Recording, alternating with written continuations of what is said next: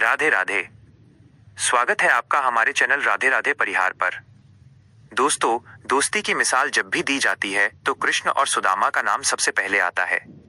लेकिन क्या आप जानते हैं कि जब दरिद्रता से जूझते हुए सुदामा द्वारका पहुंचे तो भगवान कृष्ण ने उनके फटे हुए पैरों और उस छोटी सी पोटली को देखकर क्या किया था?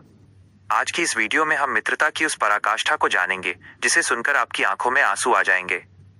तो इस प्रेममयी गाथा को सुनने के लिए तैयार हो जाइए और प्रेम से बोलिए राधे राधे।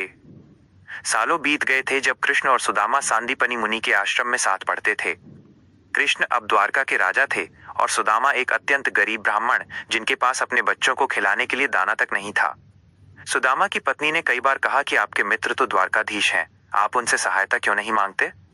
सुदामा कभी कुछ मांगने नहीं जाना चाहते थे, पर पत्नी के हठ और बच्चों की भूख देखकर वे द्वारका के लिए निकल पड़े। उनके पास कृष्ण को भेंट देने के लिए कुछ नहीं था, तो उनकी पत्नी ने पड़ोस से मांगकर 3 मुट्ठी कच्चे चावल एक फटे हुए कपड़े में बांध दिए। जब फटे हाल सुदामा द्वारका के महल के द्वार पर पहुंचे तो द्वारपालों ने उन्हें रोक दिया। सुदामा ने बस इतना कहा कि जाकर कह दो तुम्हारा सखा सुदामा आया है। जैसे ही कृष्ण ने सुदामा नाम सुना, वे नंगे पैर ही दौड़ पड़े। महल के वैभव को छोड़कर ब्रह्मांड के स्वामी अपने उस सखा को गले लगाने दौड़ पड़े जो धूल से सना था। द्वारका के लोग हैरान थे कि उनका राजा एक साधारण भिखारी जैसे दिखने वाले व्यक्ति के चरणों में बैठा है। कृष्ण ने सुदामा के पैरों के कांटे अपने हाथों से निकाले और उनके पैर धोने के लिए पानी मंगवाया, पर कृष्ण के आंसुओं ने ही सुदामा के पैर धो दिए। भोजन के बाद कृष्ण ने शरारत से पूछा, सखा, भाभी ने मेरे लिए क्या भेजा है? सुदामा लज्जा के मारे वो फटी हुई पोटली छुपाने लगे। उन्हें लगा कि जहां 56 भोग लगे हों वहां मैं ये कच्चे और तुच्छ चावल कैसे दूं?